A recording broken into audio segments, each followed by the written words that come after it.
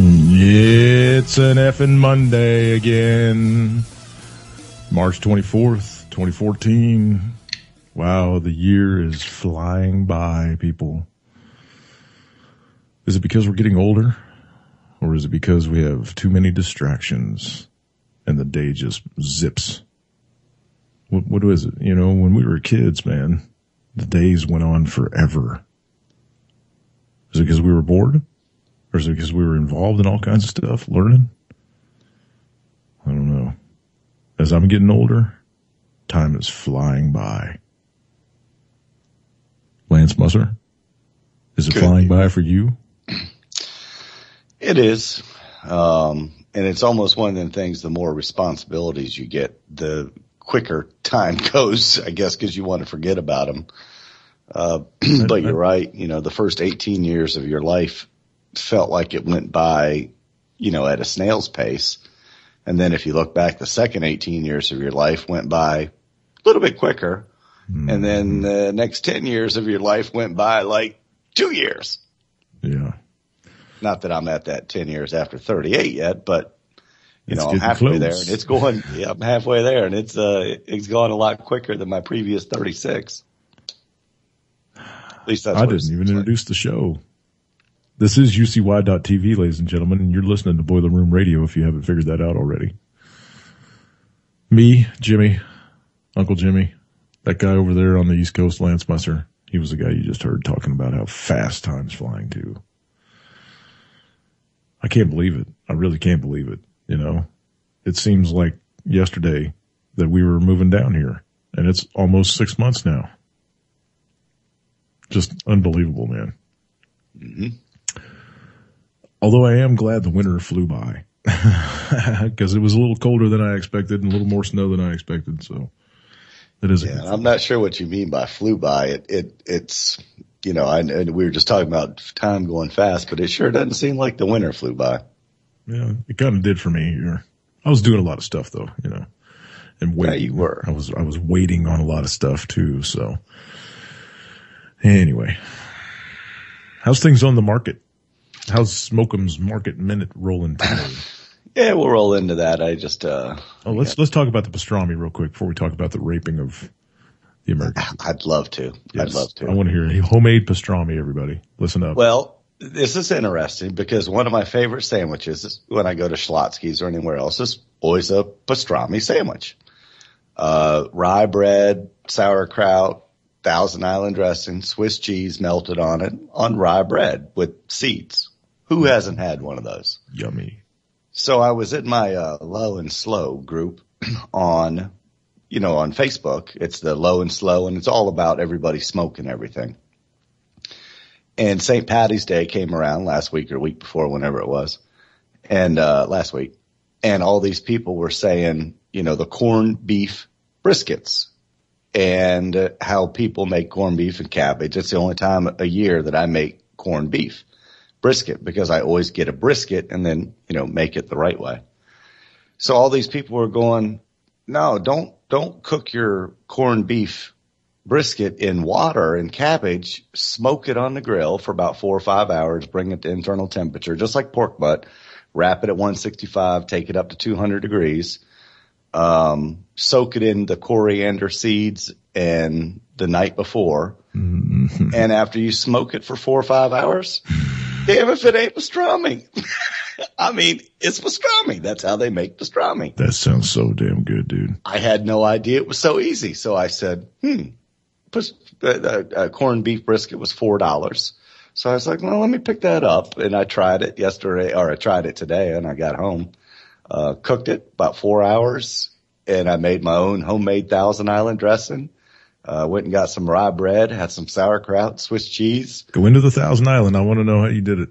Oh, I made my own Thousand Island dressing. It's a cup of mayonnaise, 2 tablespoons of ketchup, a tablespoon of apple cider vinegar, tablespoon of maple syrup, a tablespoon of onion powder, and then an eighth of a tablespoon of salt and pepper. Ta-da! Thousand Island dressing. I had no idea. Very nice. No dill relish in it? And there's some dill relish? Yes, I'm sorry. And a spoonful of sweet pickle. relish. Oh, pickle, sweet. Yeah, sweet relish. Yeah, it was sweet relish. And that's your Thousand Island dressing right there. And I'll tell you what, it was better, just as good as any pastrami sandwich that I've had in any restaurant before. Well, yeah, it's homemade. So, you can't get no better than homemade. Any of the listeners want to make their own best pastrami sandwiches, get yourself a corned beef brisket, smoke it for 4 to 5 hours. Ta-da. Magic. It's so good. Cut cross grain. Always remember to cut cross grain. Don't ever cut with the grain. I'll be waiting for mine in the mail. Yeah. My bacon. Man, I'll tell you what, it's awesome. You'll get that. I would love to have a huge chunk of pastrami. That would be great. I'm going to be making another one this weekend because my dad didn't get to try it out. So. Mm-hmm. Okay.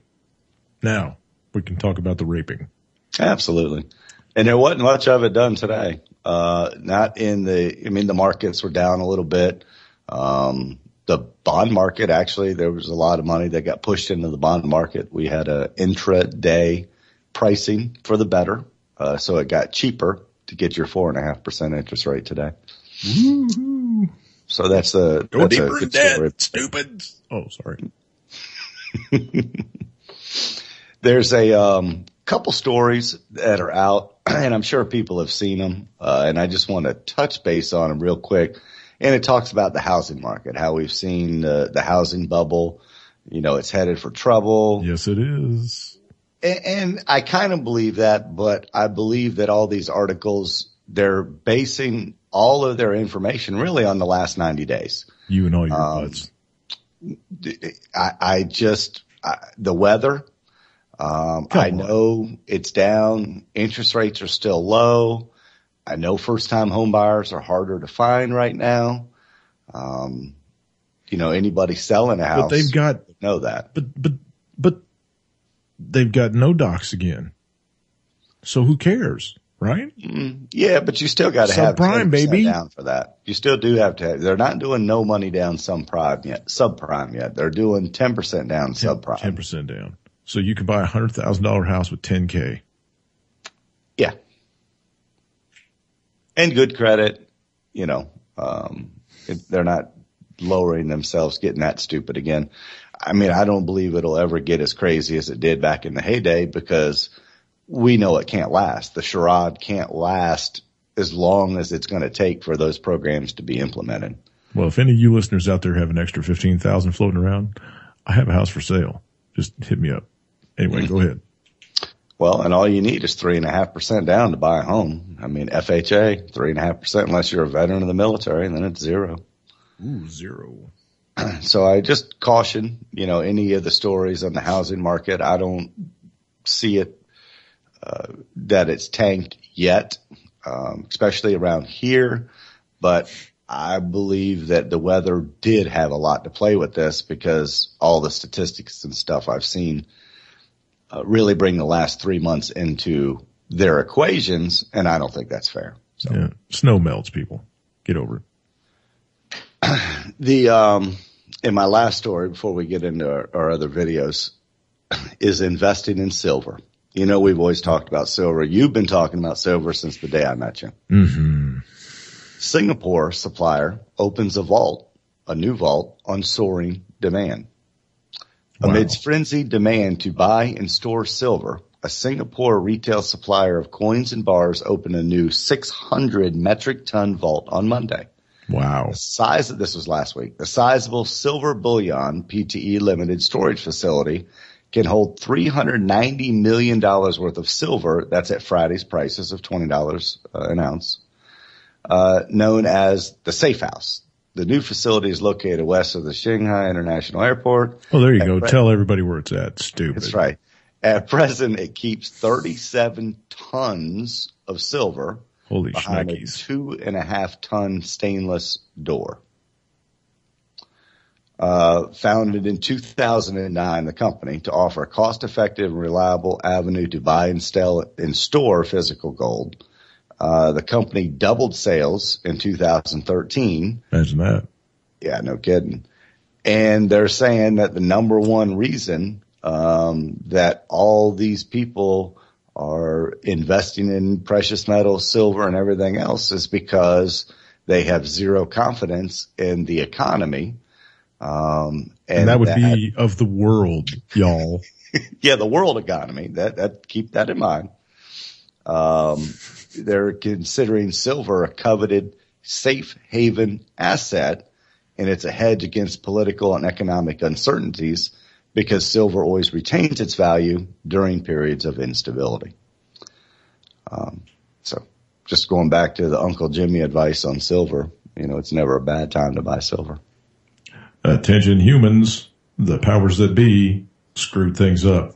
You're on your own. Okay, what's the next story? No, that's it. Those are my stories because, we got the videos and is Chuck coming on? He was and Kim was, but Kim and I were both looking for these articles for this new drug that they're substituting for the one that they used to use to kill humans in the United States, and right, can't really find a whole lot on it. So we're going to look for another 2 days. Suspiciously absent is what they call that. Yeah, it's like they've been scrubbed. Yeah, but we're going to search around for the next 2 days. I just emailed him or text, sent him a Skype thingy as we were going on air because they just actually walked in the door. So okay. I said, we'll do it Wednesday. We'll dig around for another 2 days and we'll try to get into that a little bit on Wednesday. Yeah, try to investigate. So yeah, it's kind of strange you can't find anything on it. Yeah. Just got to do, I just got to dig a little harder. I kind of just did a quick Google search. I'm going to have to go a little deeper than that. So anyway, we'll jump off into the YouTube stuff. We'll give Scott his 2 minutes and 17 seconds and here we go. No ad. Oh shit, there's an ad. 3, 2, 1. Hello, this is Scott and this is a Hyper Report. Today's report is sponsored by the free book Ramblings of a Madman. Here are the quotes for various items.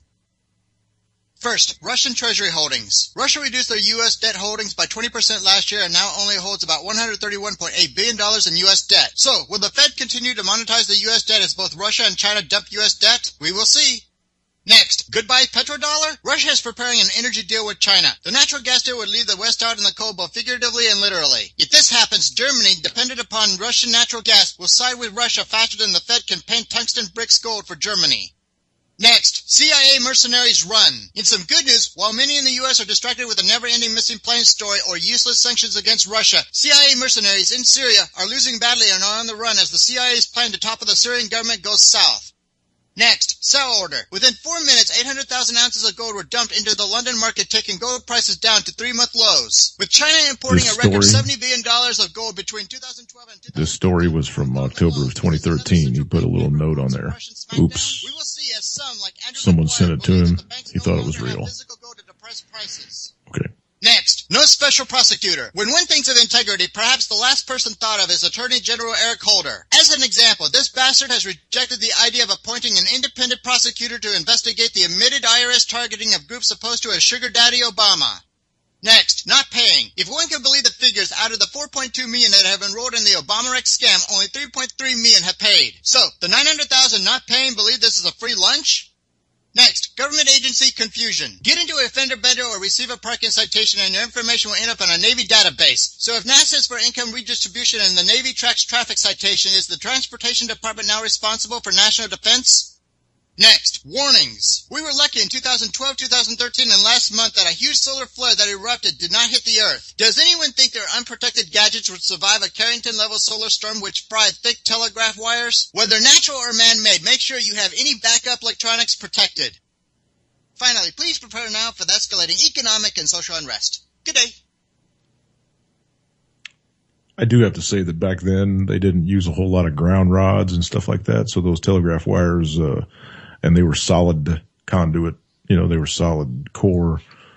Most of them, they weren't stranded like they have now. And, it'd take probably about an X10. We'd have to get hit with a good solid X10 directly facing Earth before most everything would get fried. Because a lot of the electronics that come out now are pretty well shielded against small interferences. Anything but like not a EMP, though, right? From a man-made missile bomb. Well, they're all the same. I mean, an EMP is an EMP. Electromagnetic pulse is an electromagnetic pulse. The intensity of them is a lot different, and the length, the duration is a lot different. The EMP from a nuke is probably only going to smoke everything. I mean, like if it was a ground-based nuclear bomb, you know, if it hit the ground and boom, about everything within about 20 miles of it's going to probably fry. The elevation, you know, you've seen the maps and everything. It would have to come the from 300 space mile. to knock us all out, right? Okay, now check this out. Okay, 300 miles up would have to be an enormous explosion to wipe out the entire United States. I saw that map. Whoever did that map, you know, they left so many things out there, so many variables, you know. Well, that map came out in response to this Malaysian flight. I mean, that map was tied to a story of here we're going to see this plane come back. We're going to see it again as an EMP. You know, and I was like, I didn't think a plane could fly that high. They can't. Okay. They can't. A commercial airliner much above 42,000 feet would probably not, you know, you wouldn't be able to keep the plane together. I don't think they're not designed to fly that high. There has to be, you know, you have to be tighter tolerances and eat and stuff like that, pressurized, and they have to be made of different materials. And before we go in Man Marino, since we're on this plane real quick, I am recanting my thing on we'll never see this plane again. I believe we will see this plane again. I believe they'll crash it in the Indian Ocean somewhere when the time is right for another diversion, and then that'll keep everybody busy for another couple of weeks. You think? But I think they will purposely crash that in the ocean so we find it one day. You know, it could be a week, it could be 2 weeks. I don't know, man. There's been so many planes and ships scouring the place forever and ever and ever. We're past 2 weeks now, man. What, this is day 16, 15, something like that? This is ridiculous, man. It's ridiculous. Maybe even 17. I don't know. Shit, I quit keeping track. But the Malaysian government came out today and said, yeah, go ahead. Search is over. Go ahead. Yeah, it came out today. Search is over. But it's in the ocean somewhere. We're not spending any more money looking for it. And we'll never see anybody again. Sorry. It's not feasible, man. It's just not. It's not. If it went down in the water, it's not feasible for it to be missing to begin with. It's not feasible. No. So why would it be unfeasible to see it crash in wreckage in the ocean a week from now? So but what are they going to do with it? They're going to take the black boxes out of it so that they won't, because as soon as they hit salt water, I told you, as soon as they hit salt water, there's that one fusible link that goes away and it starts giving off the EPIRB signal. And satellites around the planet can pick it up, you know. So what are they going to do? Are they just going to say, oh, look, it come out of the black hole that it flew in 2 weeks ago, and now it's in the water? There it is. Yep, there it is. There's the wreckage. I don't know, man. They'll need another diversion. That's a good one because it captured their attention for over 2 weeks now. True. Hang on a second. Jules just dropped me something. Oh, phenobarbital. Okay. That's something about, okay, I'll have to look in that for when we get ready to do that stuff next week. I know there used to be like a 3-drug cocktail, and some overseas company was the ones that made it. And they said, we're no longer going to make it because you guys use it to kill people. I don't know if it's 1 drug, 2 drugs, 3, I don't know, all 3 of them, I don't know. But they used to use a 3-drug cocktail. One of them to put you to sleep, one of them to drop your heart rate, and then one of them to make your muscles go goodbye. So we'll get into it though, because I know they're substituting something, or they're trying to substitute something. And then they, you know, Jules talked on her show about and we talked about it last week, about the whole drug that makes you go through 1,000 years of agony in 8 hours. Mm-hmm. So that's, you know, we're going to kind of get into that too. Pretty deep. That'll be an interesting topic. Yeah. We'll do all that Wednesday though. Cool. All righty. Here comes Greg Manarino. Hopefully there's no ad on this one. Hi everybody, it's me, Greg Manarino. Heute. It is Monday, March 24th, 2014. All right, people. I want to go over a bunch of things with you, and I he starts talking about the bond stuff, Lance, I want to talk to you about that. I believe this week is going to be very interesting with regard to not just the U.S. equity markets, but globally, and I want to talk about that. A lot of stuff going on, as I'm sure if you follow this blog, you are well aware. Unfortunately, most people, they're zombies, and the zombie apocalypse is real. I've gone over this many, many times. So let's talk about market action today. All of the major indices finished lower for the day. A lot of tugging and pulling with regard to the Dow Jones Industrial Average. The Dow Jones Industrial Average was up about 80 points at one point today, down about 80, and I think it finished down about 26. The NASDAQ took a reasonably large hit, over 1%. We did see the dollar value fall. There was a movement of cash into treasuries. Gold, paper derivative of gold, did take a hit today. Why? Well, again, paper. So everything that I'm sure you're aware of, once again, we're in a global slowdown. We got the China flash PMI, which did state or seems to point once again to the fact that, again, this illusion that the world here is in some type of a recovery is not real. Let me just say this while we're on that topic. Even the mainstream media at this point is talking about the less than stellar recovery. In fact, you keep hearing over and over again how this is the weakest recovery we've ever had. Meanwhile, we have an equity market that seems to be acting as if we're in the biggest economic boom that we've ever seen. All of the major indices at or very near all-time record highs. Does this make sense to any of you? Again, no. Put it into a basic perspective, people. My definition of a bubble is when an asset, an entire index, or whatever it might be, rises above a level that the fundamentals dictate. That's it.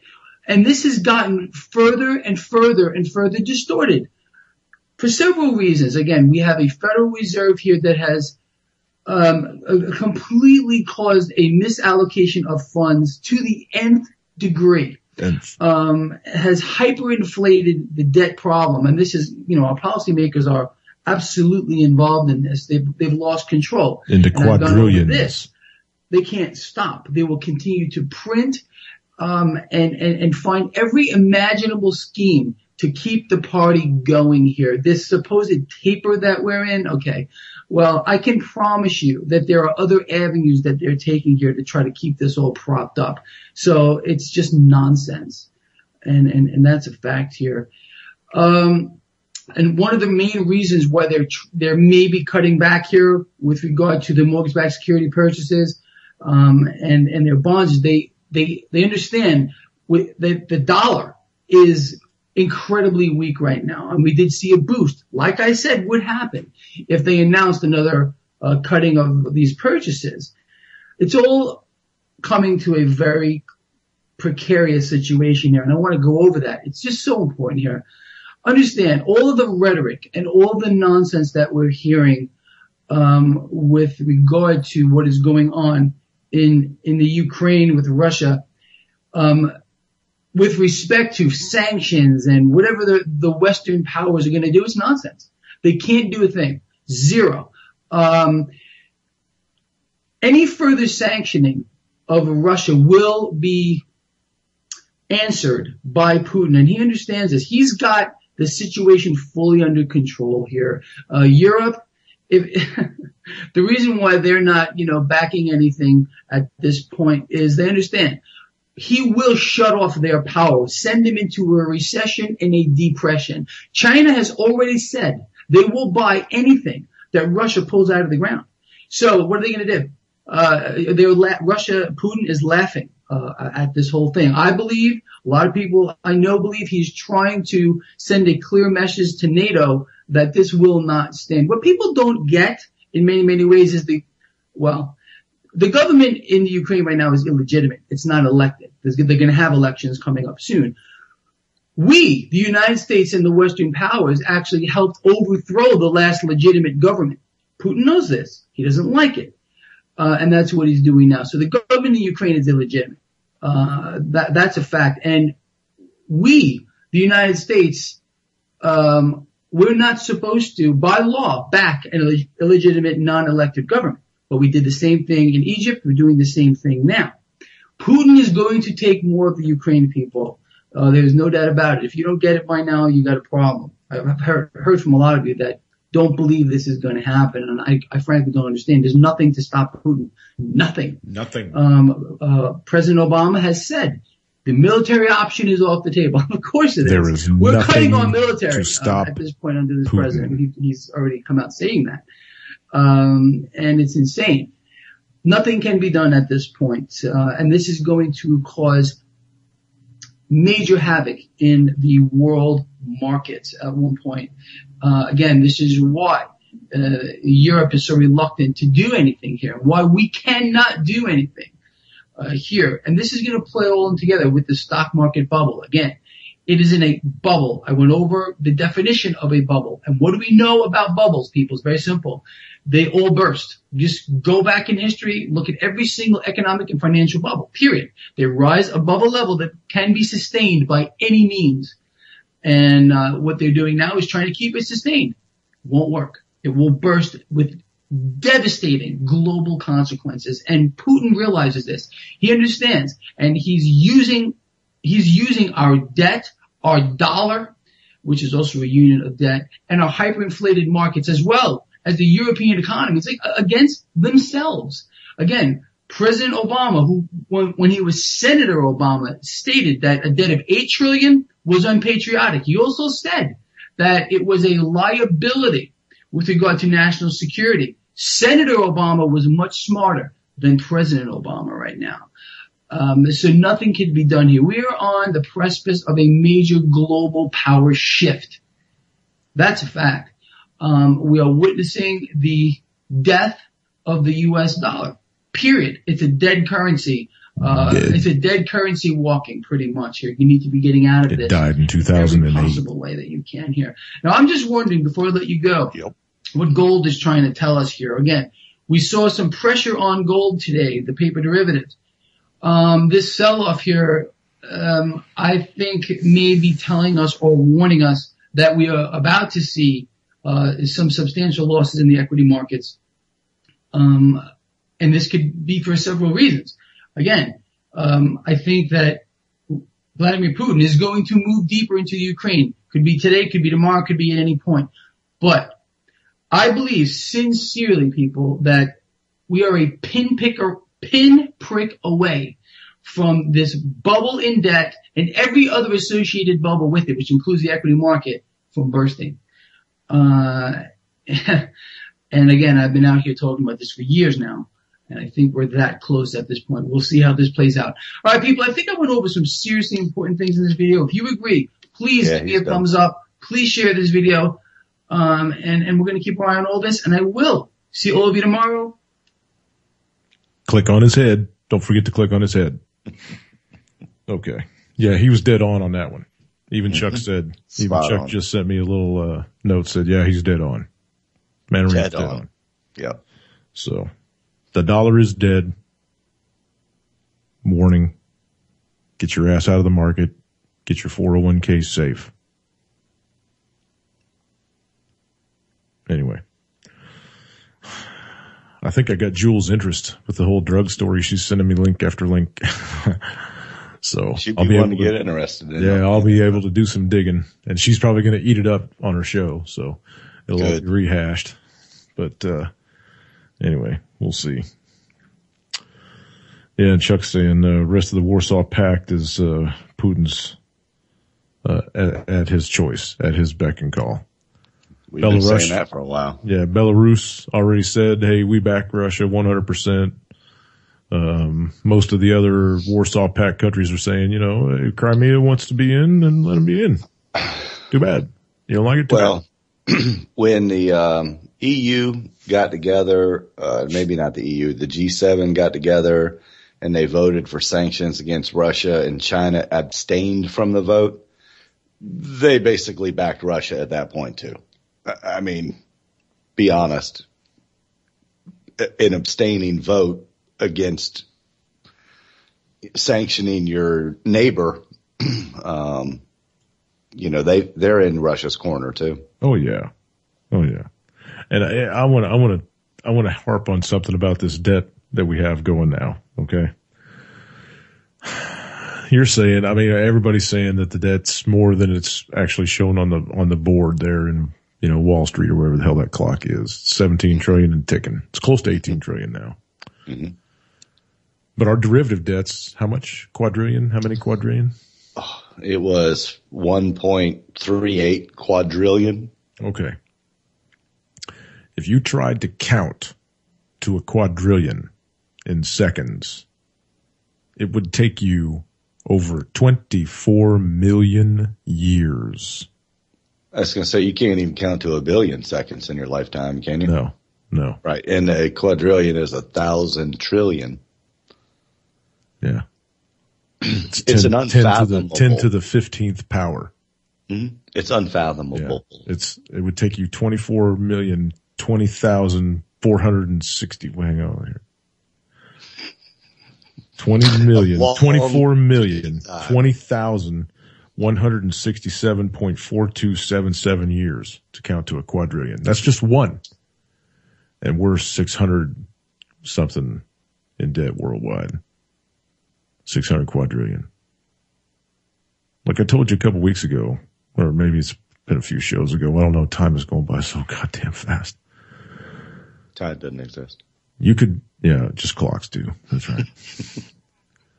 You could liquidate everything on this planet and not be able to pay off the debt.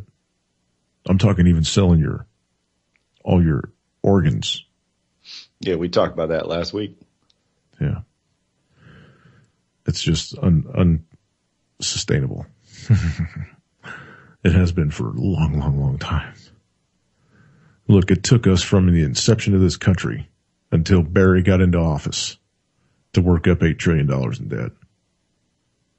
From the inception of this country up until Barry got into office. And since Barry's been in office, in less than 8 years, he's doubled it. Think about that. Well, he doubled it since when Bush left, but, I don't think that's fair. What? I mean, yeah, he doubled it, but I mean, it took from the inception of this country until 6 years ago, to work up $8 trillion. Right. And but in less than 6 years, in less than 7 years, he has doubled it. Mm-hmm. Do you understand that?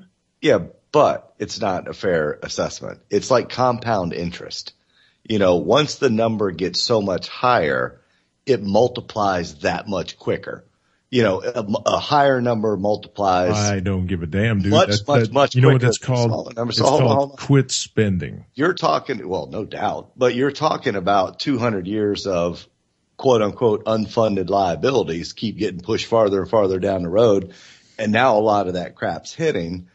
Okay. By saying that Obama's pushed the budget up, you're implying that he's really running the country and that. No, I'm just saying that they've just kept on spending. I mean, it's like they don't care. That's what I'm trying to get at. I get where you're going. I mean, you can apologize for them all you want to. I mean, the interest rate compounding and shit, that goes all the way back to infinity too, right? So, whatever. But, wow. That's a lot of fucking money. All of them. I mean, all of them are crooks, and it's not fair to just single this one out. No. I'm not singling them out. I'm just trying to get people to wrap their heads around this spending. Trying to get people to wrap their heads around this debt that this country's, incurred. Who do we owe all this money to? Yeah, I saw that meme. The world's some quadrillion in debt. Who do we frickin' owe? Jupiter? Yeah. As far as I know, I haven't talked to any other planets recently, but we're the only planet you got to pay to live on in this solar system. There's thousands of other planets that we could visit. I mean, at one point, or they could visit us. Not that we can visit them, that we have the ability to, but the planets can be visited if we had the technology to get there. Let me put it that way. Yeah. Mm-hmm. So to say that we're the only ones in the universe when there's millions of other planets is kind of small-minded. But I want to get your take on something. Shoot it. Which I have not had the opportunity to talk with you about, is the Israel thing. Oh, jeez. Can we delve off into that? Yeah, absolutely. I was going to actually bring that up, man. We must be riding the same ether tonight. First time in recorded history that the country... Now, hold on. Recorded history starting in 1946, though. Keep that in mind. Okay. Whatever. Before then, I don't think they had a bunch of... they weren't a country before then, but go ahead. Right, okay. In recorded history for the country, quote unquote, of Israel, they've closed all of their embassies all over the world. Everybody's gone home. I don't know if they all jumped on a plane and flew back to, the motherland, but all the foreign embassies are closed. All of Israel's foreign embassies are closed. For what reason, I have no idea. I don't think Union there's labor strikes. Please. Well, that's what the official story is. You got to make sure to throw that in there. Oh, well, if you got the story, knock it out of the I don't, but I read it earlier. I don't have it in front of me. But, I mean, that's what they were blaming it on, was that there's labor disputes, pay disputes, and that they can't pay their embassy people because of a labor union dispute. So that's why they're bringing them all home. But there's some people postulating, because I know how you love that word, that any nation only does that when they're getting ready to attack somebody and they're worried about their embassies being attacked somewhere else because of retribution, if you will. So they think that they're getting ready we don't seem to close our embassies Iran. to attack anybody. We just go in and attack them. Well, that's us. You But I mean, there's a bunch of people postulating that this is going to be they do a first strike, with CIA backing and edging U.S. government backing. Hey, attack Iran, do first strike, because when they attack you back, our NATO forces agreement, SOFA or whatever, says that we get to back you and we'll get to attack Iran. But then Iran has Russia and China backing them. So that's what everybody's postulating on the news stories. It's even making mainstream media. It is now. Yeah. Because it was all over social media all day today.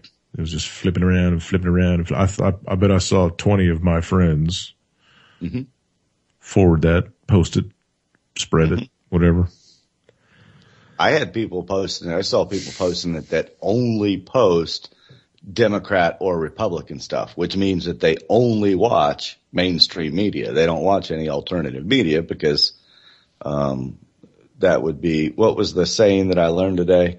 Lady Pitbull's saying, I got to give her credit, try to unlearn one thing a day. I thought Olga said that. Well, Olga said it, but Vince dropped it in there that it was Lady Pitbull's quote. Oh, right. And then Olga took it off and said, I love that I'm going to try to unlearn one thing a day. And I said, yep, I love it too. Yeah. So it was Lady Pitbull actually that coined that phrase. Right on, Wendy. I love it. Right on, Wendy. You hit one today out of the park. She did. She got 4 or 5 other people saying the same thing now. Mm-hmm.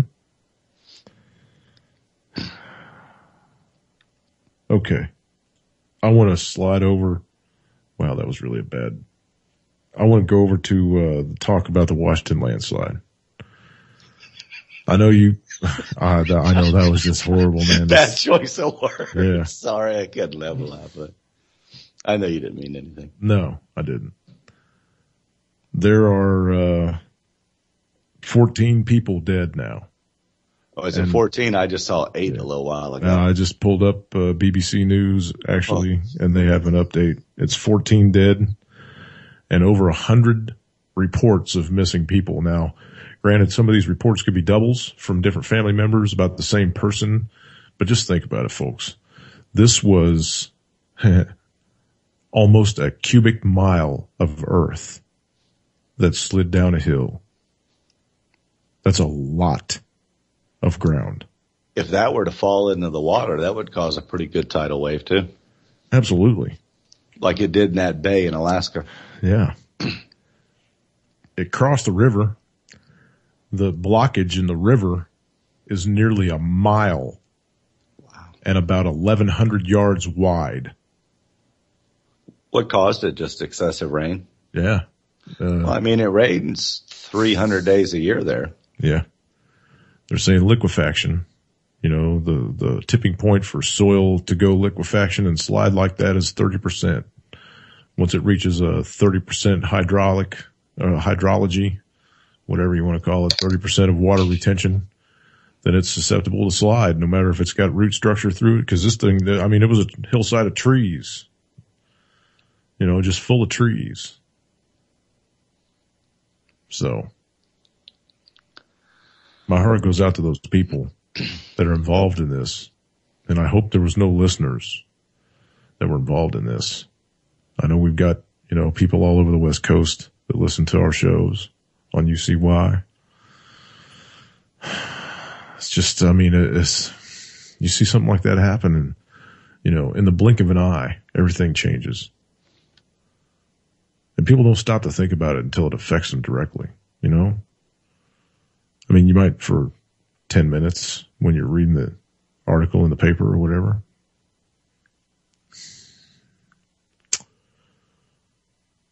Landslides, potholes all over the planet, volcanoes erupting,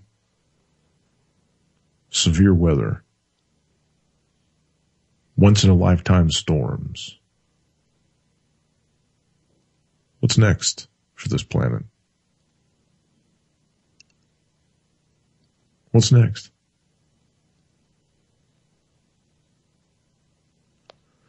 What do you think, Lance?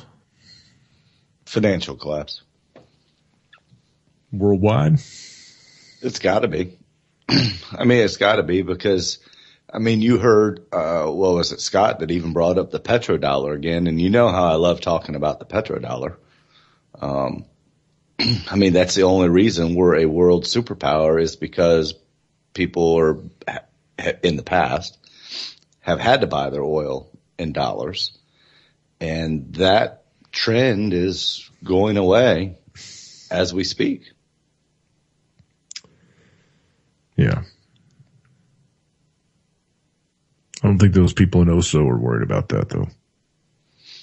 But they got to blame it on somebody else. And that's the part that I haven't quite figured out yet is who are they going to blame it on? Because you know the U.S. government or the Wall Street can't take the blame for it. We know that. That's a given. So where are they going to push the blame off onto for it never happening? But, you know, how long can it go on? I mean, if it's gotten up this high and we already know the debt is unsustainable, who's to say that you can't do it for another 20 years? I mean, you know, they're the ones keeping it afloat now artificially by pricing oil, by pricing gold, by pricing food, by pricing the interest rates.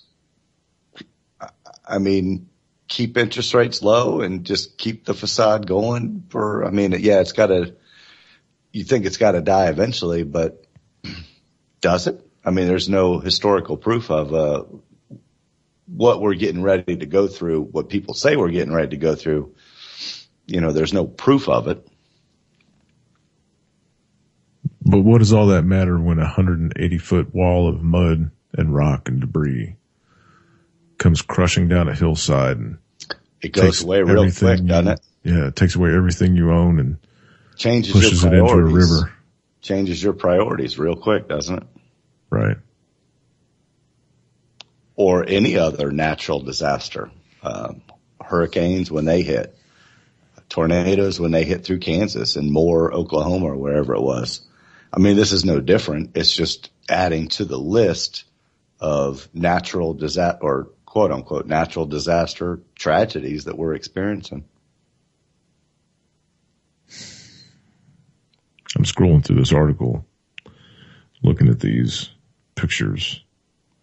Some of the houses and stuff that are devastated aren't even from the landslide. They're from the landslide blocking the river and all that water backing up. Oh, a secondary landslide then? No, just water, flood. Oh. From the landslide blocking it. Right. I got you.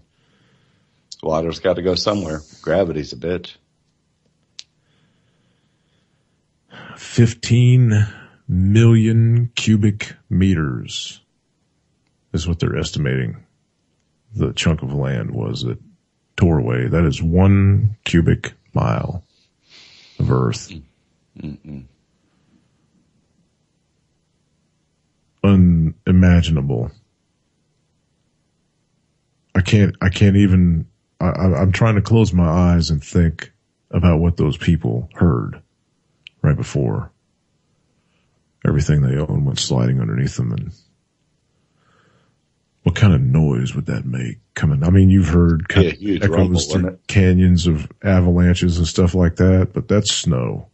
This is earth and trees and rocks and the snapping and rumble. Yeah, the snapping of the trees when I've seen videos of these landslides before is eerie. Yeah, it's very eerie. You see those big trees like that snapping, you know. Or after an ice storm, you know, the noise after an ice storm when all the trees start giving up.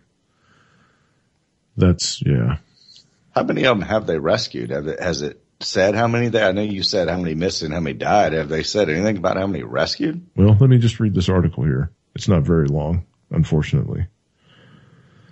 Authorities in the U.S. state of Washington have found 6 more bodies after Saturday's huge landslide, bringing the number of known to have been killed to 14, police say.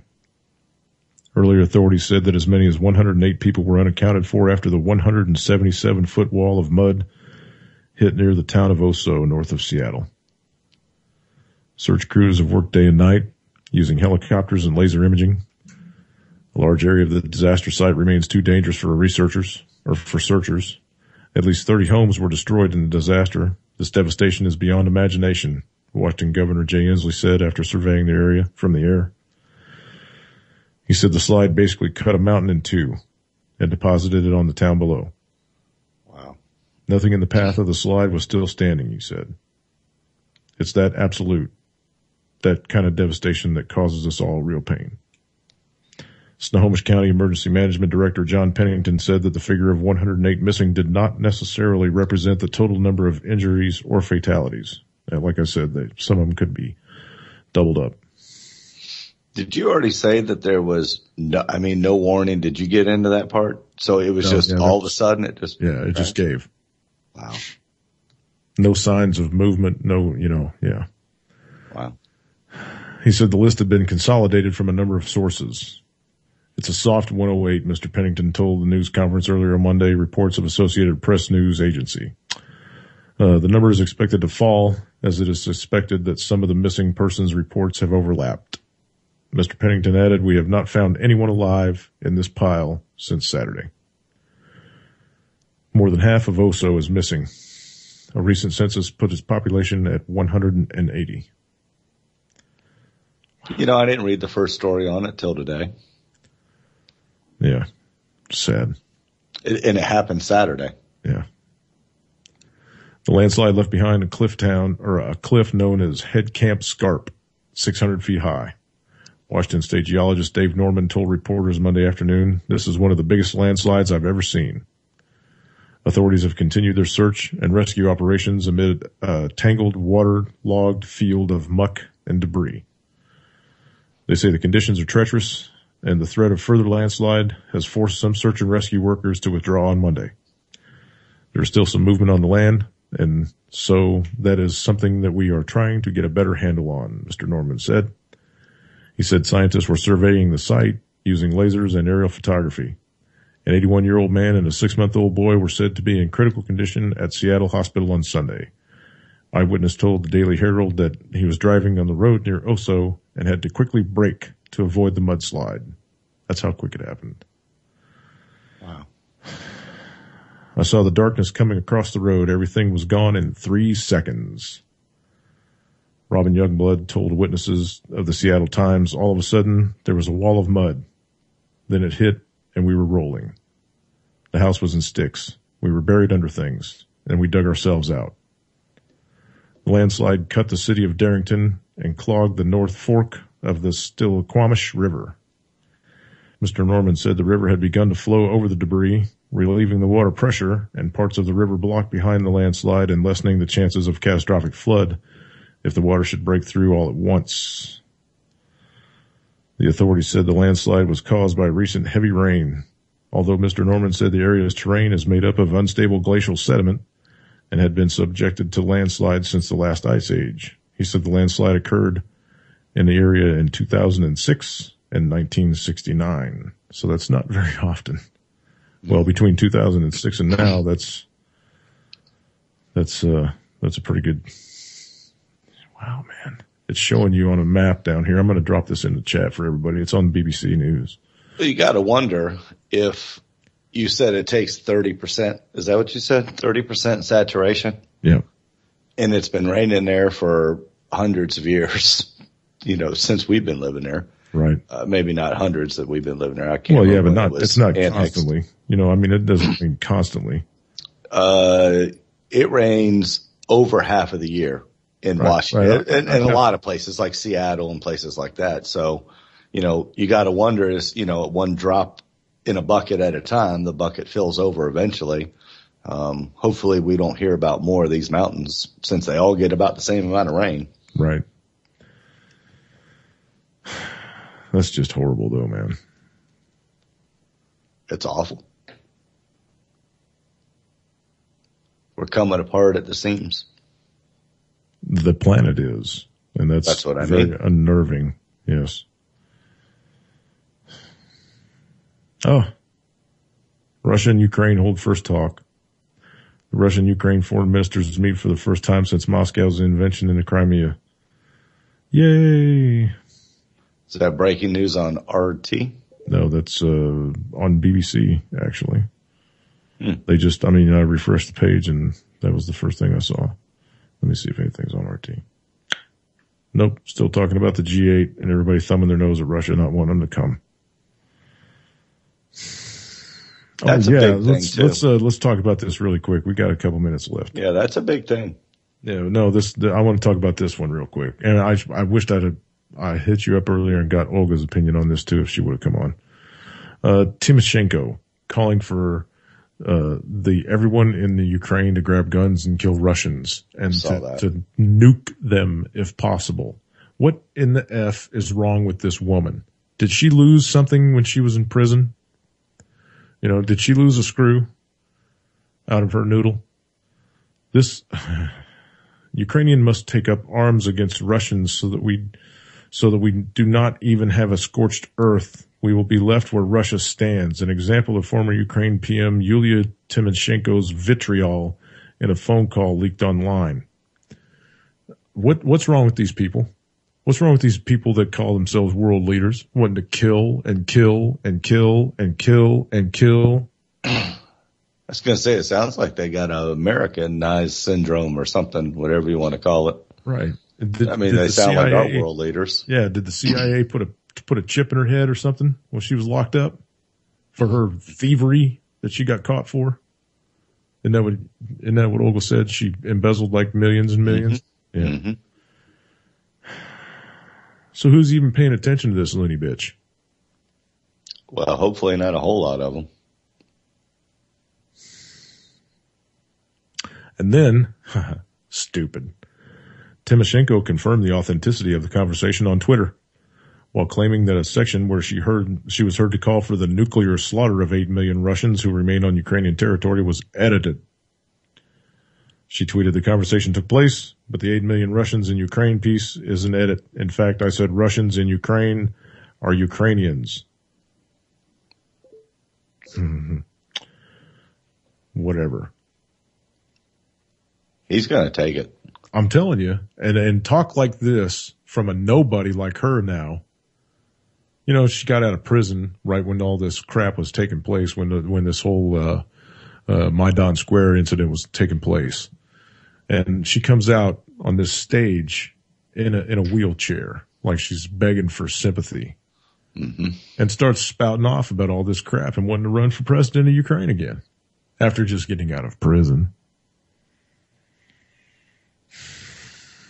I just don't understand what's going on and why people are even, I mean, why are they giving her any credence whatsoever? Why is anybody in the media even talking to her? Nobody, I don't think anybody in Ukraine is taking her seriously. Only other people like her, right? You know, they owe, I'll go into it Wednesday a little bit. They owe China $3 billion that China is trying to call their bet on Ukraine right now. I want to know. That's a story I read today. I can go into it more on Wednesday. Yeah, I want to know if I want to know if there's something real about their gold coming over here on a big plane. I saw that on a couple sources. It wasn't just one. It wasn't just before it's news. I actually saw it on three or four different places. I did too, but there's still people that are saying no, it was just a rumor. Right, and that's why I haven't even repeated it on air. You would think if something like that happened, unless it, came in and landed on a military installation and nobody knew about it. Well, of course it would. That you would see, yeah. But you'd see all kinds of armored vehicles moving that shit, transporting it to wherever they're transporting it to. You know what I mean? Because I know the Fed wants it. Maybe it was on that Malaysian plane. They had it all in the cargo hold with the Malaysian plane. That's it. That's where it is. That sumbitch couldn't get off the ground if it had that much gold in it. But anyway, this I'm telling you again, we're down to like the last. I'm gonna spew this for just a couple seconds. Cool. This Ukraine thing's not going to go away. Something else might happen to try to distract us away from it, like another plane, or like this one showing back up. But this Ukraine thing is not going to go away. Putin's not going to stop because he knows he's got everybody else over a barrel. He proved it. I'm surprised he's going as slow as he is, actually. Yeah, but I mean, he's proved it to everybody. I don't need none of you. Screw. Go push a rope. Bronco, UN. You're gonna fly some flights over my country? I'll go ahead and show you some missiles. Here we go.